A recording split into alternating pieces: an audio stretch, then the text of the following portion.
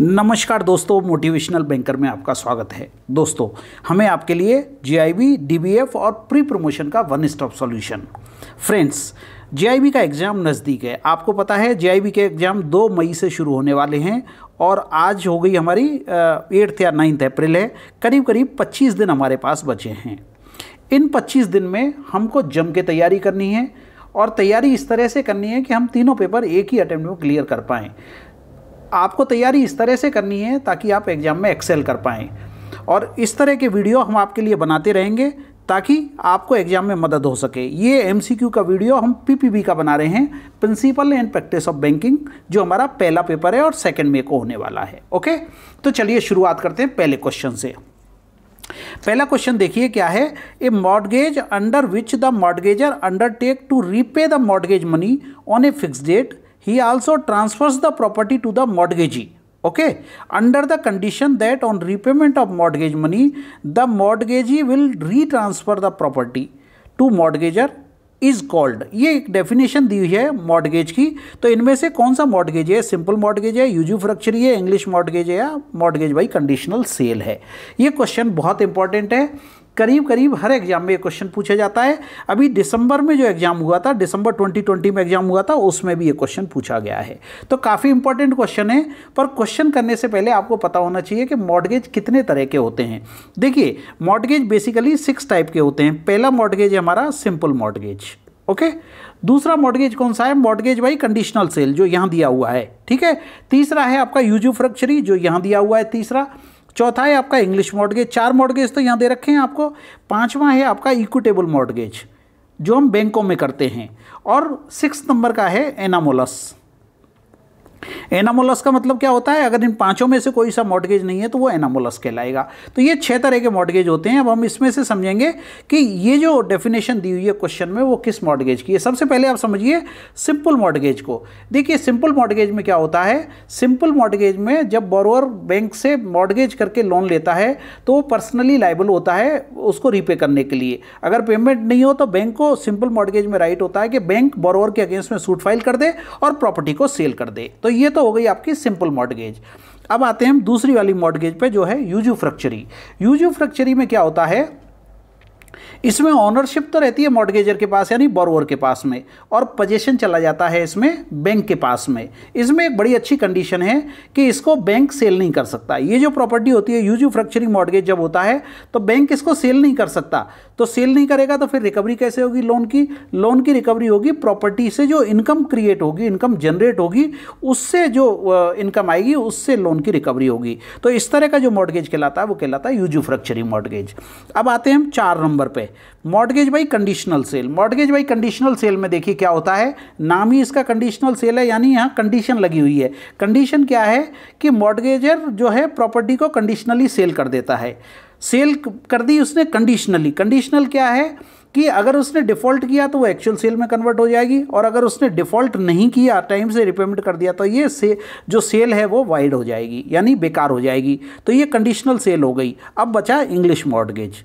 तो English mortgage की definition आपको यहाँ दी हुई है। A mortgage under which mortgagor undertake to repay the mortgage money on a fixed date, he also transfers the property to the mortgagee under the condition that on repayment of the mortgage money the mortgagee will retransfer the property. इसमें ownership bank को transfer हो जाती है, परंतु जैसे ही repayment हो जाएगा loan का, वो रीट्रांसफर हो जाती है मॉर्गेजर को। तो ये आंसर आ गया इसमें इंग्लिश मॉर्गेज। आई होप आपको चारों इवन 6 मॉर्गेज जो मैंने आपको बताए हैं वो सारे आपको समझ आ गए होंगे। 4 मॉर्गेज आपको यहाँ दिए हैं, 5वां मैंने आपको इक्विटेबल बताया है और 6ठा बताया एनामोलस। यानी इन 5 में से कोई नहीं है तो वो एनामोलस कहलाएगा। और इक्विटेबल मॉर्गेज क्या है? जो हम बैंकों में रूटीन बेसिस पे मॉर्गेज करते हैं, वो हमारा इक्विटेबल मॉर्गेज कहलाता है, ठीक है। तो इस क्वेश्चन का आंसर क्या आ गया हमारा? English mortgage. तो आंसर आ गया इसका 3 नंबर है इसमें, इंग्लिश मॉर्गेज। ओके फ्रेंड्स, चलिए दूसरे क्वेश्चन पे चलते हैं। सेकंड क्वेश्चन हमारा क्या कहता है? देखिए, negotiated dealing system order matching, जिसे हम कहते हैं NDSOM, negotiated dealing system order matching, relates to which of the following. ये जो 4 ऑप्शन दिए हैं उनमें से NDSOM किससे रिलेट करता है? Electronic trading system operated by RBI, electronic trading system operated by BSE, Bombay stock exchange, okay, electronic trading system operated by SEBI, और electronic trading system operated by national stock exchange यानी NSC. देखिए NDSOM होता क्या है, पहले आप ये समझिए। एनडीएसओएम क्या है? ये screen based electronic order matching system है। अब ये मैचिंग सिस्टम किसके लिए है? ये है गवर्नमेंट सिक्योरिटीज के सेकेंडरी मार्केट की ट्रेडिंग के लिए। गवर्नमेंट सिक्योरिटी कौन सी? जिनको आरबीआई ओन करती है। तो आंसर आपको क्लियर हो जाएगा, electronic trading system operated by RBI, ये इसका करेक्ट आंसर है। और इसके जो मेंबर्स हैं, एनडीएसओएम के जो मेंबर्स हैं वो कौन है? बैंक्स हैं, इसके मेंबर्स हैं, देखिए बैंक्स हैं। इसके अलावा प्राइमरी डीलर्स इसके मेंबर हैं। इसके अलावा इंश्योरेंस कंपनी जो हैं इसकी मेंबर हैं। इसके अलावा म्यूचुअल फंड्स इसके मेंबर हैं। इस तरह के इसके मेंबर हैं। ये गवर्नमेंट सिक्योरिटीज के सेकेंडरी मार्केट के लिए ट्रेडिंग का प्लेटफॉर्म है। ओके, तो इसको कौन ऑपरेट करता है? इसको ऑपरेट करता है रिजर्व बैंक ऑफ इंडिया। तो आंसर आ गया आपका A, RBI. Okay friends, electronic trading system operated by RBI. अभी आते हैं हम क्वेश्चन नंबर 3 पे। फॉर विच ऑफ द, देखिए ये आपका इलेक्ट्रॉनिक जो मॉड्यूल सी है आपका, उससे रिलेटेड क्वेश्चंस हैं। Okay, for which of the following reasons the VSAT is popular with banks and financial institution? VSAT बैंकों में और फाइनेंशियल इंस्टीट्यूशंस में क्यों पॉपुलर है? देखिए वीसेट होता क्या है, पहले तो आप ये समझिए। वीसेट, वीसेट का फुल फॉर्म क्या है? Very small aperture system. ठीक है, ये वीसेट का फुल फॉर्म है, वेरी स्मॉल एपर्चर सिस्टम। ये सैटेलाइट कम्युनिकेशन सिस्टम है। सैटेलाइट कम्युनिकेशन सिस्टम कैसा है? इसमें एक बॉक्स होता है जो यूजर और कंप्यूटर के बीच में, ये यूजर बैठा है और ये कंप्यूटर सिस्टम है। इन दोनों के बीच में इंटरफेस कराने के लिए एक बॉक्स होता है जिससे सिग्नल रिसीव होते हैं और सिग्नल सेंड होते हैं। ठीक है, तो ये बैंकों में और फाइनेंशियल इंस्टीट्यूशन में क्यों पॉपुलर है ज़्यादा? एक तो कॉस्ट इफेक्टिव है, दूसरा कस्टमर सर्विस इससे इंप्रूव होती है, लो कॉस्ट है। इसके अलावा सैटेलाइट कम्युनिकेशन, इसमें सैटेलाइट कनेक्शंस जो होते हैं वो फास्ट होते हैं, और चूंकि सैटेलाइट के थ्रू सिग्नल बाउंस होते हैं इसलिए काफ़ी पॉपुलर है। तो इसमें तीनों चारों जो ऑप्शन दे रखे हैं वो सारे ही करेक्ट हैं कि which of the following reason the VSAT is popular with bank and financial institution? Cost effective है, improve customer service, low cost networking growth and all of the above. तो आंसर आ गया आपका all of the above. Correct है friends. चलिए अगले question पे आ जाते हैं हम। क्वेश्चन नंबर देखिए 4 हमारा क्या कहता है? The ethical dilemma of choosing between two rights refer to. देखिए डायलेमा का मतलब क्या हुआ है? डायलेमा का मतलब होता है कि दो ऑप्शन आपको दिए गए, उनमें से किसी एक को चॉइस करना। तो ethical dilemma of choosing between two rights refer to, choosing between the lesser of two evils, deciding which of two employees rights is the most important, नहीं ये गलत है। Deciding to offer a bribe और lose out of an important opportunity, ये भी गलत है। Choosing between the two type of sexual harassment, ये भी गलत है। देखिए डायलेमा का मतलब है कि दिए गए ऑप्शंस में से चूज करना, जैसे दो मॉरली एक्सेप्टेबल में से एक को चूज करना या दो अनएक्सेप्टेबल्स में से एक को चूज करना, ये एक तरह का डायलेमा है, एथिकल डायलेमा है। तो यहाँ दिया है choosing between the lesser of two evils, दो खराब में से कम खराब कौन है उसको चुनना, ये इसका मतलब रहा। तो आंसर आ जाएगा आपका A, choosing between the lesser of two evils. Okay, चलिए नेक्स्ट क्वेश्चन पे आते हैं। ओके फ्रेंड्स, देखिए हमारी वीडियो लाइब्रेरी आपको हमारी वेबसाइट www.motivationalbanker.com पर उपलब्ध है, जिसमें आपको तीनों पेपर कवर हैं, पीपीबी, एएफबी और एलआरएबी। क्या मिलेगा आपको? एक तो वीडियो लाइब्रेरी मिलेगी chapter wise, topic wise, chapter wise video library है। पूरा मैकमिलन की बुक के हिसाब से वीडियो लाइब्रेरी तैयार की गई है, हर चैप्टर को इसमें कवर किया गया है। बहुत आसान है समझने में, जिस लैंग्वेज में हम आपको ये वीडियो समझा रहे हैं उसी लैंग्वेज में पूरी वीडियो लाइब्रेरी बनाई हुई है। इसके अलावा हर पेपर में 500 क्वेश्चन का मॉक टेस्ट आपको मिलेगा, जिससे आप प्रैक्टिस कर सकते हैं, आपको पता चलेगा कि आपकी तैयारी कैसी चल रही है। इसके अलावा आपको नोट्स बनाने की ज़रूरत नहीं है, हमने आपको ई बुक दी है, यानी PDF दिया है हमने आपको तीनों बुक्स का अलग अलग। इसको आप डाउनलोड कर सकते हैं, प्रिंट कर सकते हैं, और इसी पे आपके नोट्स में कुछ ऐड करना है, कुछ प्लस माइनस करना है तो आप कर सकते हैं। तो ये वीडियो लाइब्रेरी आपको हमारी वेबसाइट पर उपलब्ध होगी, आप एक बार जरूर www.motivationalbanker.com को विजिट कर लें। ओके फ्रेंड्स, अब आते हैं हम 5 नंबर क्वेश्चन पे। Investment in which of the following is classified as part of priority sector.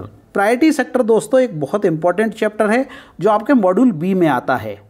Module B में प्रायोरिटी सेक्टर का आपका चैप्टर है, जिसमें से 10 क्वेश्चन पिछली बार जो दिसंबर 2022 का एग्जाम 2020 का एग्जाम है उसमें 10 क्वेश्चन पूछे गए थे।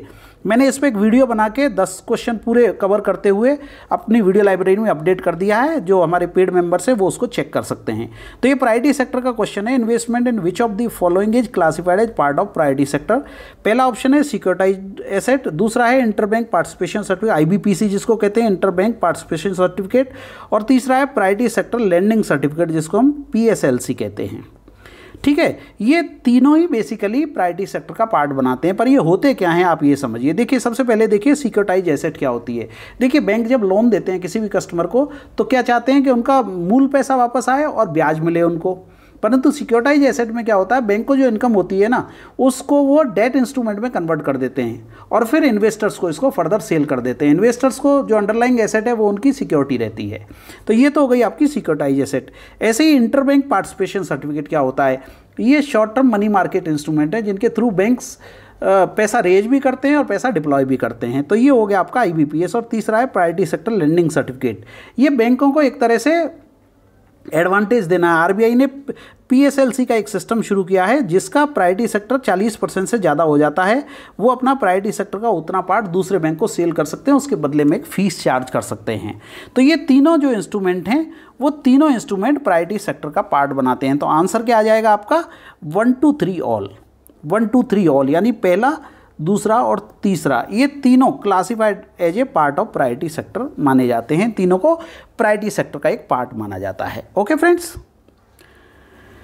दोस्तों हमारा एक टेलीग्राम चैनल है जिसका लिंक मैंने यहाँ दिया हुआ है, डिस्क्रिप्शन में भी मैं आपको लिंक दे दूंगा, उसको जरूर ज्वाइन कर लें। उस पर आपको सारे अपडेट्स मिलते रहेंगे। ये हमारी वेबसाइट का एड्रेस हमने दिया हुआ है आपको www.motivationalbanker.com https motivationalbanker.com, और ये हमारा मोबाइल नंबर है जिस पे आप हमें संपर्क कर सकते हैं, व्हाट्सएप कर सकते हैं। आपको कंप्लीट वीडियो लाइब्रेरी यहाँ पर मिलेगी। इस वीडियो लाइब्रेरी से आप तैयार करें, हम आपको एश्योर करते हैं कि आप आसानी से तीनों पेपर एक ही अटेम्प्ट में पास कर सकते हैं। दोस्तों इसके बाद हम अगला वीडियो जो अपलोड करेंगे उसमें आपको बताएंगे, क्योंकि अभी 25 दिन एग्जाम में बचे हैं, तो अगले वीडियो में हम आपको बताएंगे कि 25 दिन में तीनों पेपर कैसे पास किए जाएं। कैसे पास करने का मतलब ये हो गया कि आप सारे मॉड्यूल्स नहीं पढ़ पाएंगे, तो कौन सा मॉड्यूल कितना इंपॉर्टेंट है, किसमें से कितने क्वेश्चंस आते हैं, क्या पढ़ना है और क्या छोड़ सकते हैं। हालांकि आपको सभी पढ़ना चाहिए, परंतु चूंकि टाइम कम है इसलिए क्या छोड़ सकते हैं ताकि आप 50 मार्क्स एग्जाम में लेकर आ जाएं। इस तरह का हम अगला वीडियो आपको अपलोड करने वाले हैं, जल्दी वीडियो आपके लिए अपलोड कर देंगे, इसलिए चैनल से कनेक्टेड रहें। अगर वीडियो पसंद आए तो इसको लाइक करें, अपने दोस्तों के साथ ज़रूर शेयर करें। चैनल पे नए हैं तो सब्सक्राइब कर लें, और अगर पहले से सब्सक्राइब्ड हैं तो बेल आइकन प्रेस करना नहीं भूलें ताकि आपको हर वीडियो का नोटिफिकेशन समय से मिलता रहेगा। आप हमारे चैनल को पसंद करते हैं, इस पे खूब सारा प्यार देते हैं आपका, और बहुत सारे लोग लाइक करते हैं हमारे वीडियोज़ को, इसके लिए आपका तहे दिल से शुक्रिया। Thank you very much friends for watching this video.